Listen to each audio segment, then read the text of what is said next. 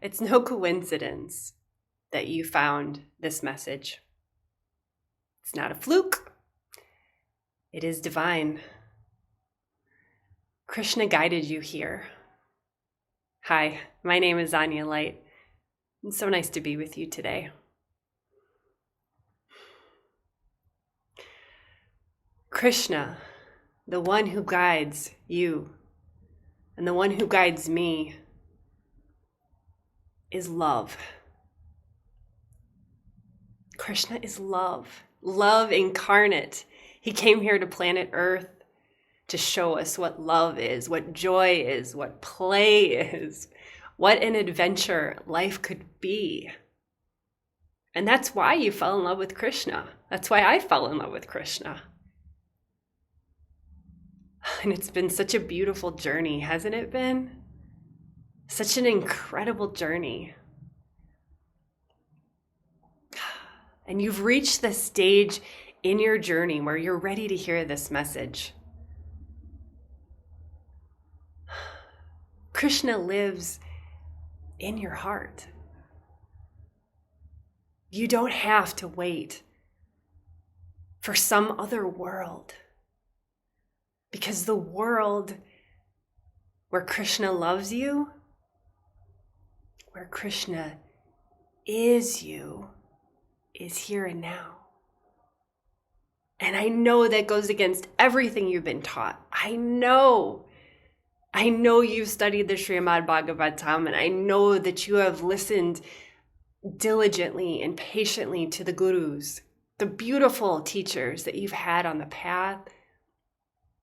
I know that you've gone to kirtan and you've faithfully shown up to classes and spent time at temples and dedicated your life to Krishna. I know that. I'm so proud of you. You're awesome. And then it comes time on the spiritual journey when we're ready to hear this message. When we're ready to trust ourselves and trust what resonates in our heart. And if you found this video, it's because you've been questioning the status quo, perhaps questioning ISKCON, perhaps questioning your lineage, and perhaps questioning what you've been taught. And that's good. That's good that you've been questioning. There's nothing wrong with questioning. Questioning is salvation. And Krishna wants us to ask questions. He wants us to inquire. He wants us to get curious about this life. Like, what is all this? What is all this? What's going on? Krishna is all about that.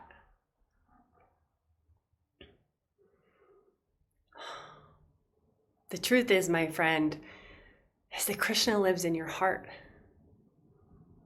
Vrindavan is real because it's here now. And the chills maybe that you're getting from watching this video, or the way that your heart is expanding or speeding up a little bit as you listen to me talk, and maybe I feel like a breath of fresh air, or maybe I feel like a bit blasphemous, but you're still curious and you're still watching because something about what I'm saying or my energy intrigues you. Krishna is here and now. The greatest part about connecting with Krishna through chanting the Maha Mantra is feeling with absolute certainty as we go along the path. And maybe you don't feel that absolute certainty right now, and that's okay. But as we go along the path, we feel with absolute certainty within every cell of our body that Krishna,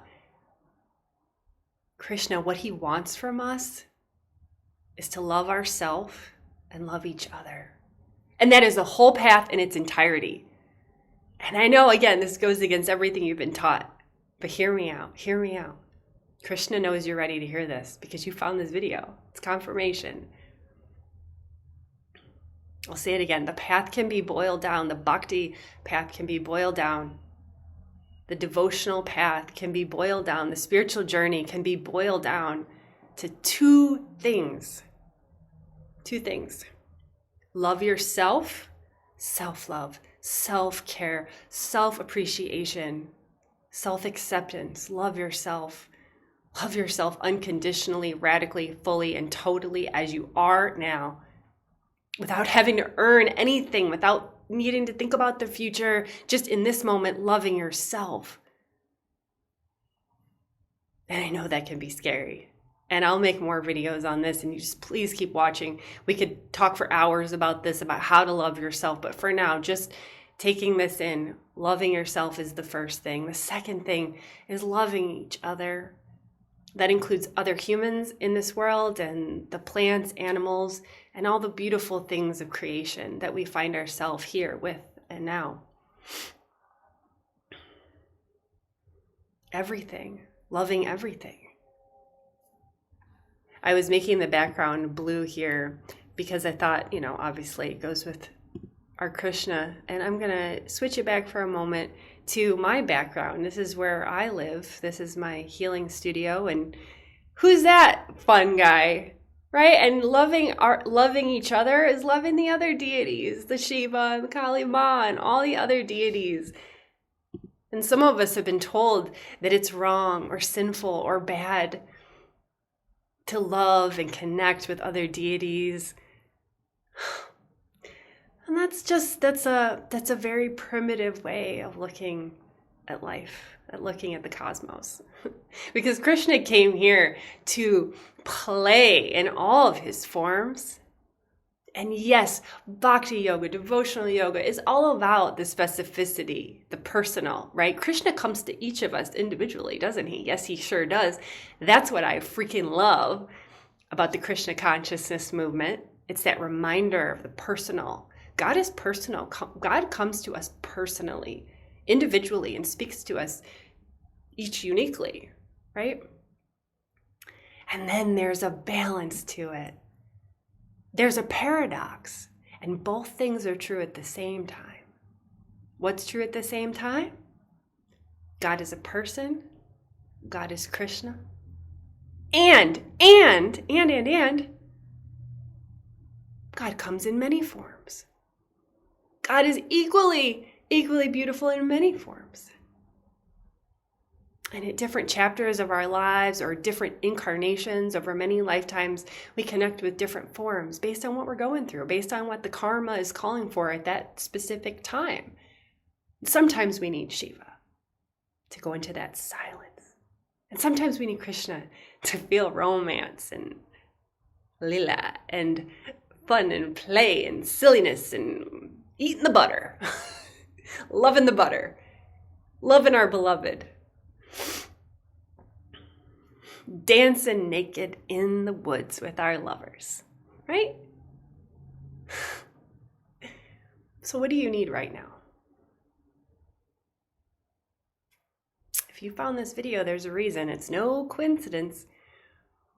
And I'm not saying to throw everything you've been taught out the window. No, take what resonates for you, but leave the rest, my friend. You do not need an intermediary to love and know Krishna personally. And I'll just speak from personal experience so you can know what's possible, not to pat myself on the back or to say I'm special, but I've been on this path a while, and what I have learned is that Krishna comes to me so often in dreams, lucid dreams. Sometimes they're not lucid, but dreams at night when I'm sleeping. And he comes. And guess what? Sometimes we make love.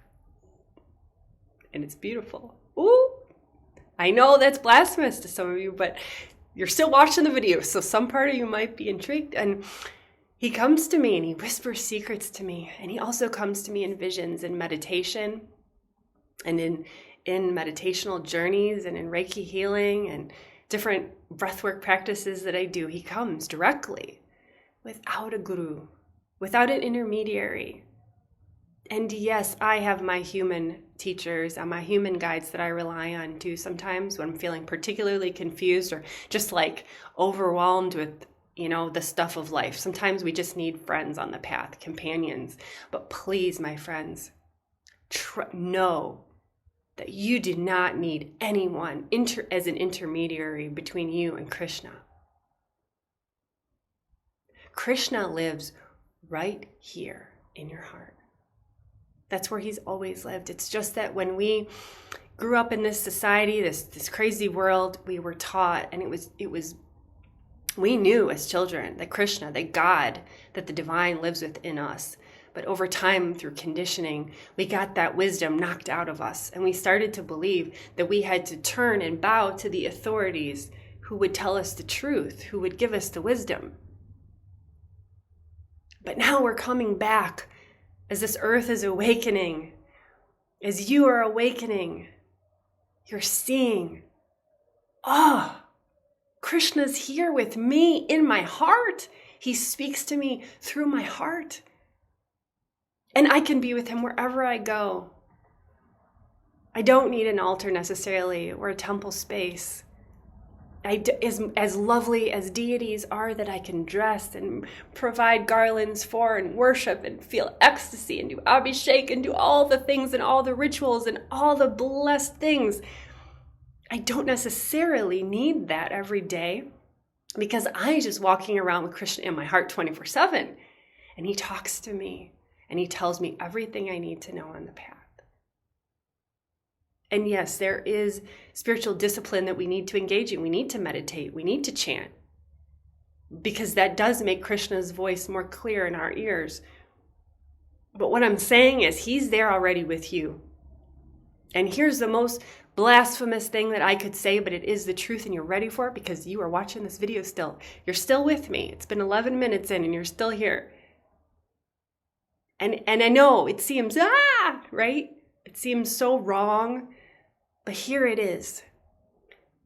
The most delightful way, the most blissful way to interact with Krishna, free of shame, free of guilt, free of worry, free of fear, is to remember and to interact with him through yourself.